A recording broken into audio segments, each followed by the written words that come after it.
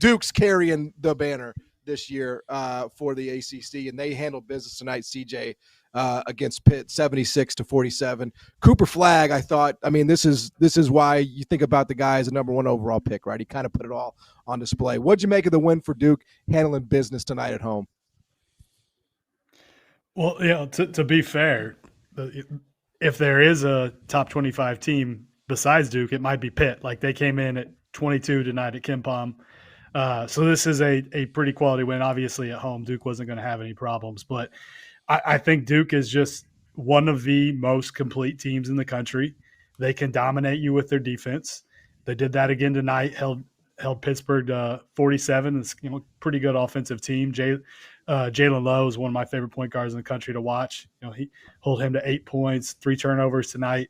So this is just Duke doing what Duke does. I mean, defensively, they can control the game. And then when they got 5 guys scoring in double figures, like you're not going to beat them. Jeff, what'd you think?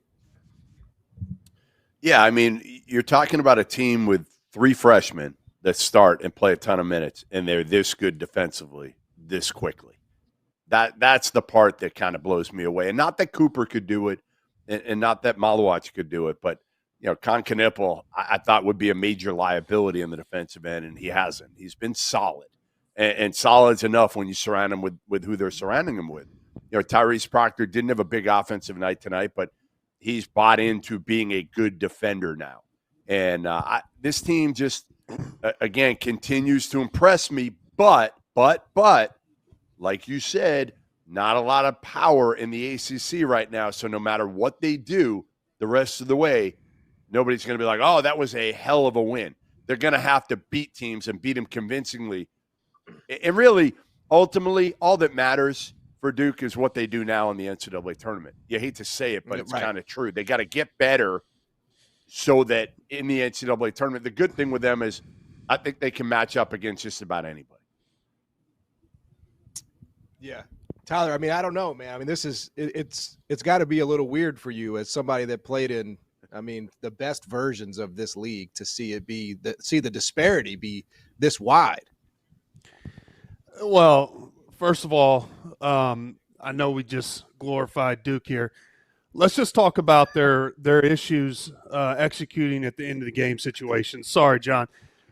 You look at Kentucky, and I will say they have shown their youth at times. And the reason they're such a good defensive team is Malawach cleans up everything at the rim. They have the length, they have the athleticism, so they can hide a bunch of their defensive flaws. I will say, when you look at the Kentucky game and the Kansas game, I really felt that they kind of used a little bit of their weapons. They isolated. They put Cooper in isolation situations and just expected him to go get a bucket. I still think there is a little bit of growth for this team as when it comes to getting a bucket late in the game when the game's on the line. And they controlled that Kentucky game all the way up until the ending. Now, the ACC is down, so will they have that, and can they work on that, or will it show up in the NCAA tournament when they need it the most? That's to be determined, but that's one thing that I look at Duke and think they're a little suspect at. But there's no question right now they're the top dog, and they're the best team in the conference, and they're playing well, and they won. Obviously the players. Tyler. Come on, man. They won by 29 points tonight, and you're killing them. I'm not – hey, no, you guys praise them. Hey, enough is enough. I just wanted to, show you a little bit of reality here. They're Gonzaga in the WCC. Are they gonna get those games where they get tested? Or Houston in the AAC a few years ago. Like they might not get those tests through the year, but you've seen through the years that like Gonzaga, when they don't really get tested that much, other than like St. Mary's, they're still able to roll through the NCAA tournament. I know they've never won a national championship, but they haven't had any problems getting to a Final Four. So but Tyler's right. Like that has been Duke's issue, but will we get to see them actually have to play some of those close games until the NCAA tournament? I don't know. But can you work on that still? Can you find a way to work on that and almost like simulate?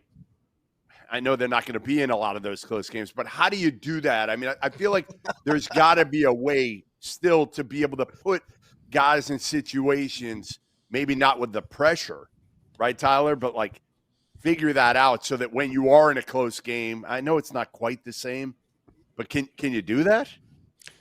Yeah, you can. It's got to be some type of simulation and practice. And listen, this is a young team. There's going to be a game on the road in the ACC where they will be tested. And I do not think that Duke is good enough to just – it's a foregone conclusion that they're just going to run through the ACC and win every game. They're still going to have to play them. They're going to go on the road. They're a bunch of freshmen. They are young. If they get fat and happy and don't handle success well, they may have to come and use some of these end-of-the-game situations and prove it.